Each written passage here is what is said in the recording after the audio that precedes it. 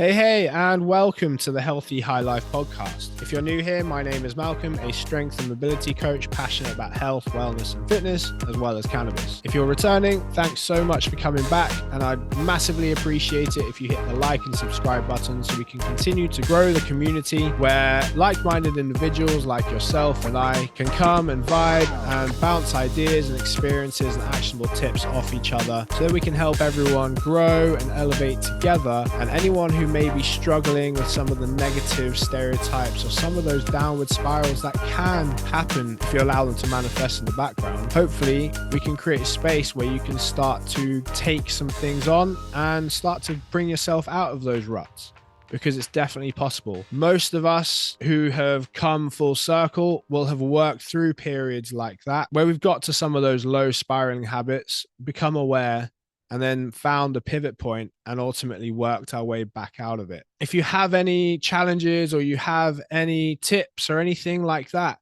please chuck it down in the comments, share it. Let's get it out there. Let's spread the message of the plant and the way in which it can be used in such a productive and healthy way, providing we pair it with the right intention and develop the right relationship with it. But that can be said for anything. So before we dive into today's topics, I'd love to hear what you guys are smoking on or whatever you're doing with it today. I've got Fanta Very Berry. Chuck it down in the comments. Let us know what's what, and let's dive into it. All right. So today I want to talk a little bit more around mindset, specifically to the ability to reframe situations. I used to walk through life and be quite reactive to things. You know, I would drive down the road and get fucked off by the slow driver in front of me. And yeah, there are times even now where I have to catch myself and realign the situation and so on. But there were times where this would happen subconsciously. It would just kind of happen and I wouldn't think anything of it. I would just think, oh fuck, and then it would brew this negative energy inside me, which I would then carry through the rest of my morning, through the rest of the day. Maybe you've had it, you've walked into work and a co-worker's just said something snide under their breath and you're just like, well, fuck that guy, and you've carried that with you for the rest of your day. You've allowed it to derail you. You've allowed that thought and that energy to manifest throughout your day, and it's actually then determined the actions and stuff that you've then gone on to do for that day. Maybe it led on to a whole process of you subconsciously thinking, well, I was going to go to the gym, but I'm not going to now because I'm not worthy of it, or I'm just going to go and make myself feel better because of what so-and-so said. The way in which we view the world and the frames and the perspectives in which we move through life with really make or break us, essentially. And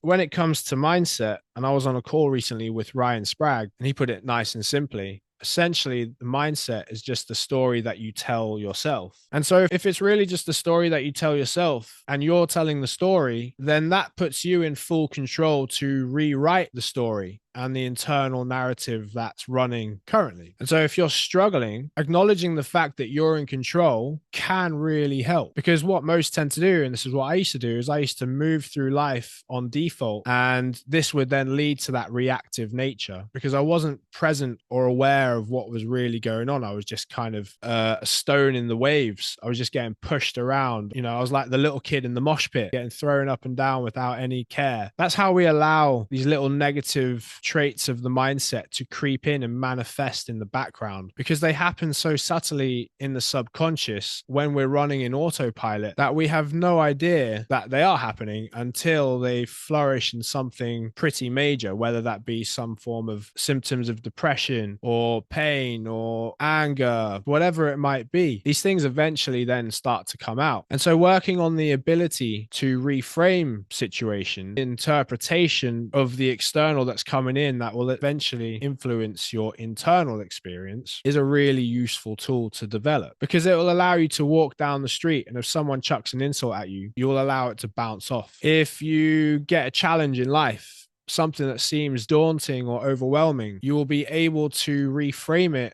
as an opportunity for growth and learning, and ultimately face it with some calm determination. That calmness, it's a bit like the first episode of Lost when he wakes up from the airplane crash and everyone's like losing their shit, but he's standing there getting a scope on the situation and kind of figuring out what's what and acting with calm determination. And he gets he gets everyone sorted, I think. I can't remember. But ultimately, it's about reacting in such a way that's going to keep you calm and allow you to move move forward and build rather than be broken. So by not letting the external world influence the internal experience, you can then start to take control over your emotions, because ultimately those emotions are going to cloud the judgment in which you're going to take action. And then that action is going to waste your energy, which is going to lead to further issues, because our bodies run on various mechanisms, one of them being the fight or flight response. And it doesn't matter what situation you find you're in, if it's a situation that your body considers it appropriate to trigger that response, it's going to in some format. Your body doesn't understand or know the context in which it's reacting. It's just reacting to get you the fuck out of there or to fight so that you can save your life. Now, this is an extremely useful mechanism, obviously, for many reasons. But when it's left to act as part of the driving seat in your day-to-day, it can actually have quite a destructive nature, because every time you experience this response, whether it's conscious or subconscious, that's triggering an emotion that's related to the context of the situation that you're dealing with. And so let's say you're having a slight disagreement with your spouse and you feel threatened because they said something that you didn't quite like. If you start to look into that somatic nature, your body starts to react in a physical way because you feel attacked. So you're in that fight or flight. Now that, paired with the context of that situation, is going to bring whatever emotion, some kind of frustration, some anger, sadness, anything that's kind of related to that, which if you don't catch that thought there and then, you're quite likely to react to that situation and ultimately say something that you probably don't mean, but you said it through amplified emotion as a result of the fight or flight response that you were reacting to do with the situation. Does that make sense? So if you can learn to spot these occasions when they happen, and when they do happen, cut the pattern of that physical state to then allow your emotional response to become a little bit more rational, the next thing that comes out of your mouth or the next thing that you go to do in your day will be something of benefit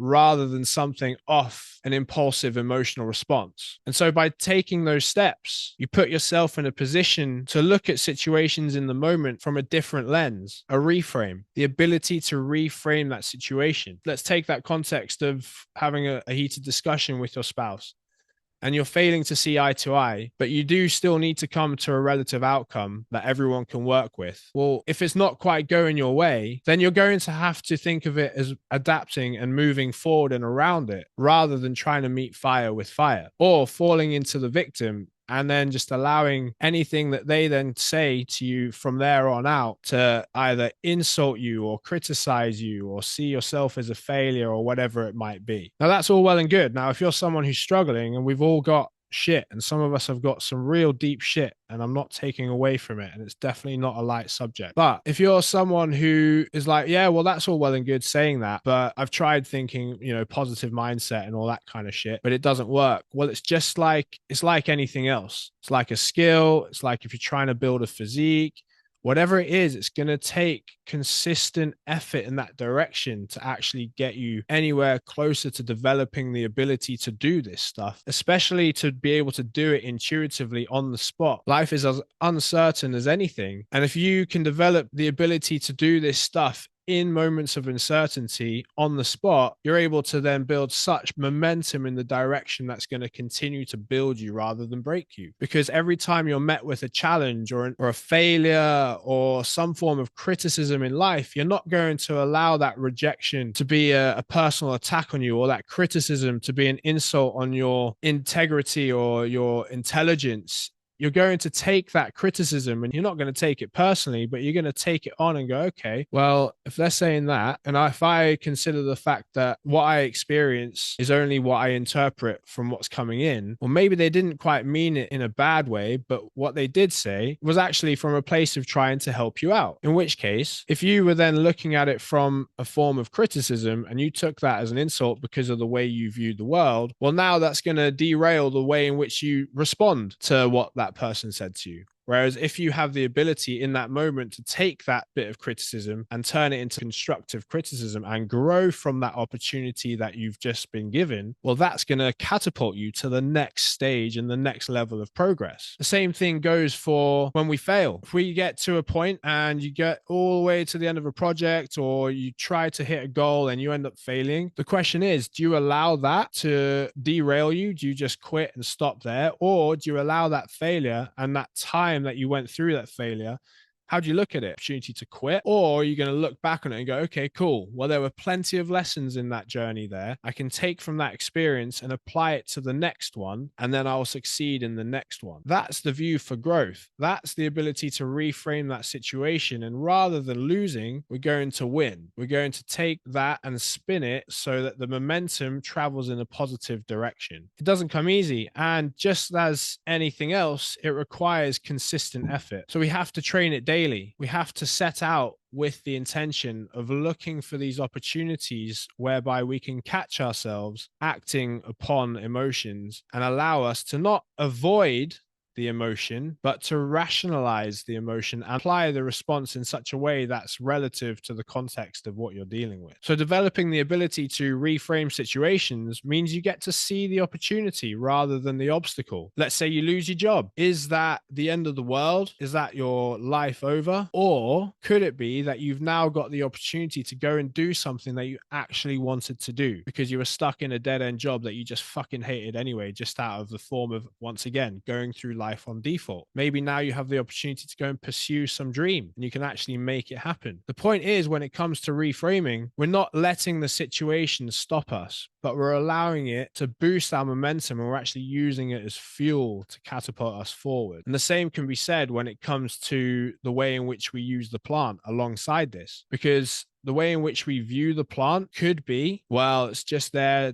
to get fucked up and let's get high and whatever. And it's great. Sometimes that's called for. Totally on it. Love it. But for the most part, at least 80% of the time, we've got shit to do. We've got companies to run. We've got kids to grow and support and lead. We've got relationships to upkeep. We've got life to do, right? We can't be letting it fall onto the back burner because we're falling into subconscious behaviors and running life on autopilot. And it starts by understanding that mindset is just the story you tell yourself. If you change the meaning, you're going to change the feel. And the way in which you're feeling, you're going to then change the action that comes from that feeling. How can we get to that point? Well, your brain is going to try to answer any questions that come to it. And so ask yourself, if in the moment, every time something comes your way and it's challenging, do you ask yourself, oh, why is this happening to me? Why this, that, and the other? Or do you ask yourself, how can I learn from this? How can I use this or grow? Where can I take something from this situation and apply it somewhere else so that I can move forward? It sounds a bit silly, but the reality of it is not. Because again, the story that you tell yourself, the internal dialogue, the narrative that you build and you build and you build inside is of your control. And that essentially creates your mindset. And so if you can start to reframe the narrative that you're building inside your head, you can start to reframe the direction of your life. And the direction of your life paired with the reframe internally is going to make you feel a hell of a lot better. If we start to focus on things like this, then we end up being in a much better place with ourselves. Then we don't have to use this as some form of tool to escape from the shit show of reality. Because that whole sticking your head in the sand approach, it's not going to get you that far. It may well do for a little while, but ultimately it's going to catch up to you. And so if you can address and start to catch some of your autopilot routines through life, you can start to reframe them. But remember, just like anything, like if you want to build it, you've got to work at it every day. The best way to develop a skill is to practice it daily. So be on the lookout